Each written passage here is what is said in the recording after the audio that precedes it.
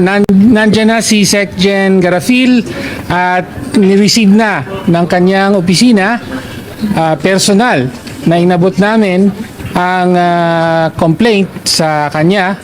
So wala nang duda rito, no? Filed and received by the Office of the Secretary General, at ang malinaw na nakasaad sa rules ay the Secretary General shall immediately refer to the Speaker. No? So yun ang inaasahan natin ngayon. Natanggap niya na immediate referral to the Speaker. However, hindi tayo nakakuha ng definite commitment kay Secretary General na i-refer niya kaagad kay Speaker ang complaint. Ayan, confirm na. Okay, huwag na kayong mag-iingay. Tinanggap na yung impeachment complaint nyo laban sa ating mahal na Pangulo na si PBBM. Itong Makabayan Black, kung napanood nyo guys itong video tapos pumunta kayo sa comment section, alam nyo ba yung mga comment doon ng mga taong bayan?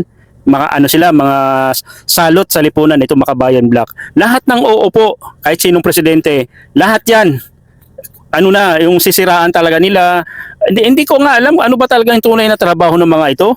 Makabayan Black. So ibig sabihin, taga-black. Haharangan nila kung sino mang uupo. Bakit hindi na lang kayo kaya tumakbo maging presidente? Kayo na lang mamamahala sa bansa natin. Lahat na lang kinukontra. Ano ba? Ano ba trabaho nyo? Hindi ko talaga mag-gets yung trabaho nila. Party list sila pero lahat inahadlangan. Paano uunad yung bansa natin kung kayo mismo ay nagpapagulo sa bansa natin? 'Di ba? Sumasali pa kayo sa mga ganyan-ganyan.